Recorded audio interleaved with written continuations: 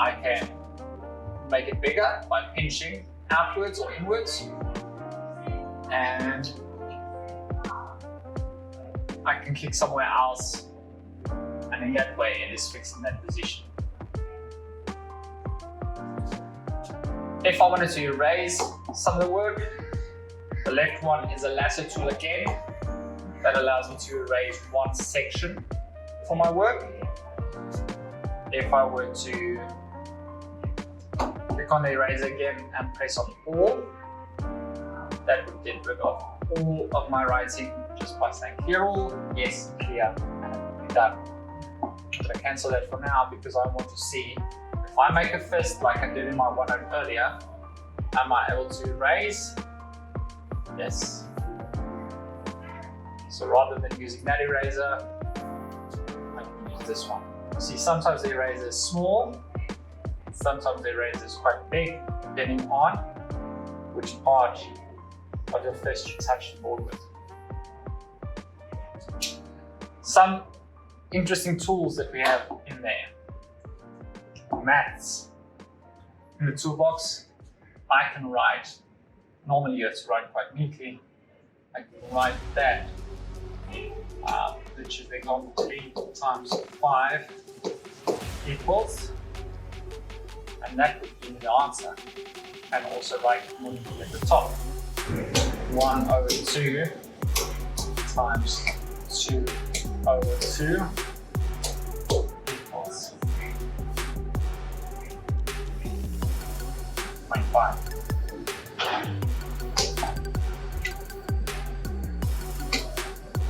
Three squared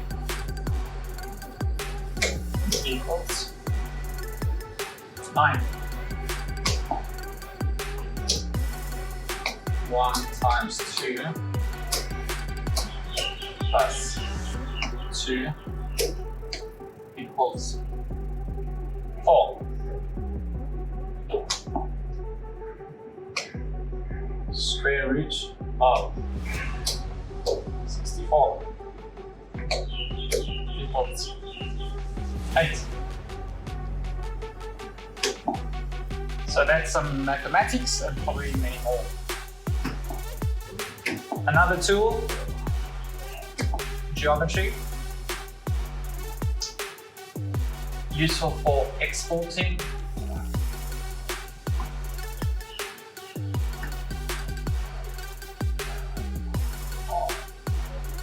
I can export it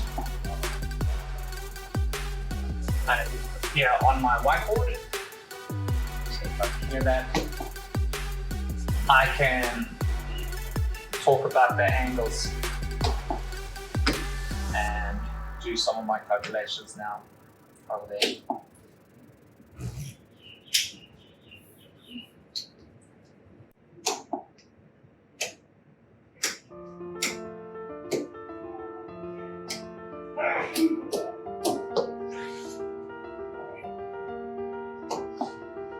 Some more stuff we have in our toolbox.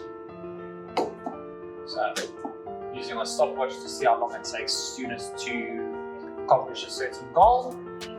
Can do laps.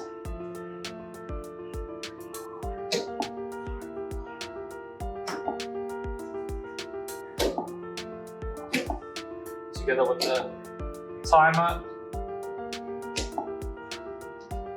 students have a particular amount of time to complete an activity, finish a test.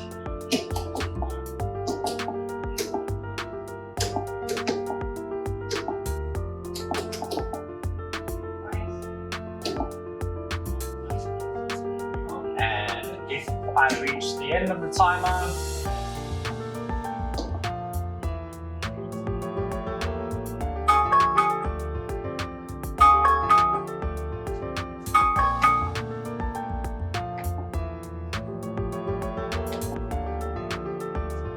notes.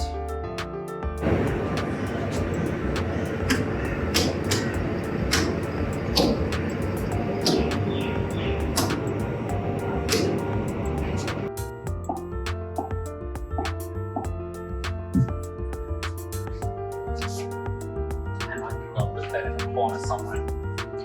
For them to remember there's an exam tomorrow. while I continue writing on the board. Another tool is this one, where you can have teams and keep score.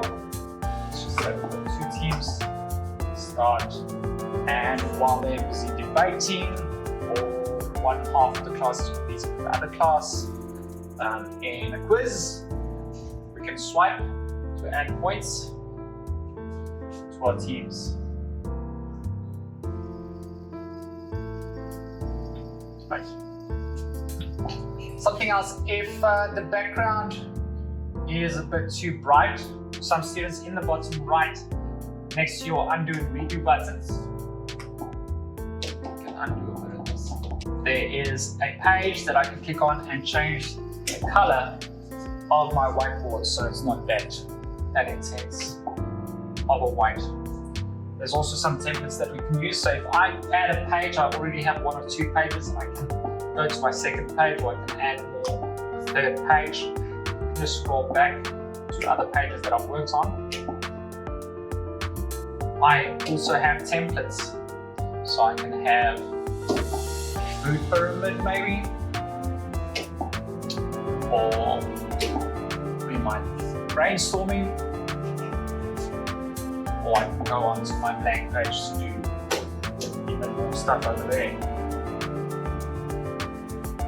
Keep in mind, you still have access to button on the left, click on the third one from the top, 2 pages overlaying one another.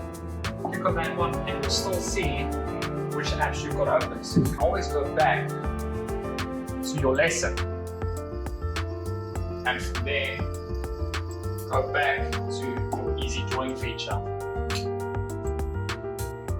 If you use a reward system where students are entered into a draw and you have 3 prizes, the second last feature in the toolbox is a draw feature. So I've got, let's say, 2 students.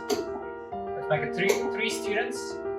I'm not sure what the first number here does, but the second one, how many students have you got in your class? Taking part in the draw. Press start. And out of 18 students, the winners for the 3 prizes are in the first place. Number 18, second prize. Number 00, and number 3 is student number 8. No matter what kind of stuff is going on in your life. The last feature is one that I also sometimes use as a reward, allowing students to draw on the board. And the fun thing about this is, while one student is using their finger to draw maybe, the other might be using this pen, and this one might be using this pen. This can be used for things like Pictionary, who can solve the problem the fastest, a number of applications for this one.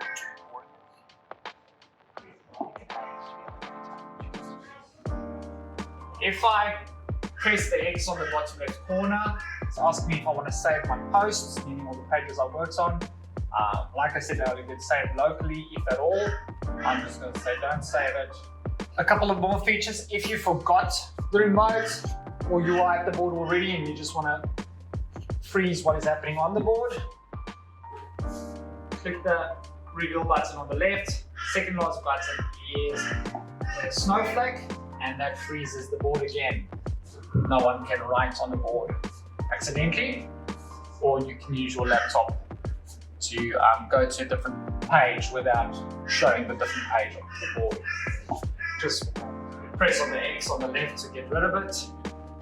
One more thing I want to mention is, when you are done and you've disconnected the cables, please be so kind as to just hook them onto the handle at the back so that we don't have cables lying all over the floor. Another thing, how do we connect to the TV wirelessly? So I want to use my laptop moving around the room. So I've folded my laptop all the way back so I can use it as a tablet. When it's folded back, none of the keys at the back work at all.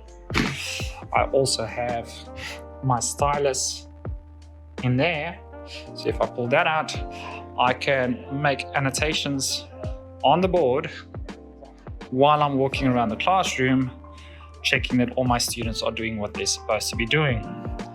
So the way we connect to that, I open the InstaShare app. I look for the pairing code on the board. If it's not on the board, because you decide not to display it to the whole class, you can go into settings and turn the display off so that it doesn't appear there. The pairing code gets typed in. The password gets typed in, 561857.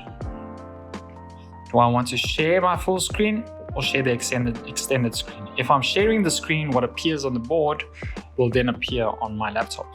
I want to cast.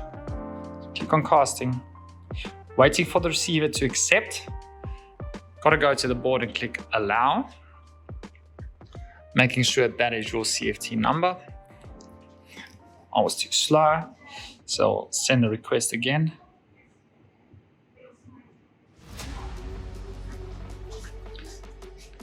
Click on allow, and whatever is on your laptop will now appear on the board.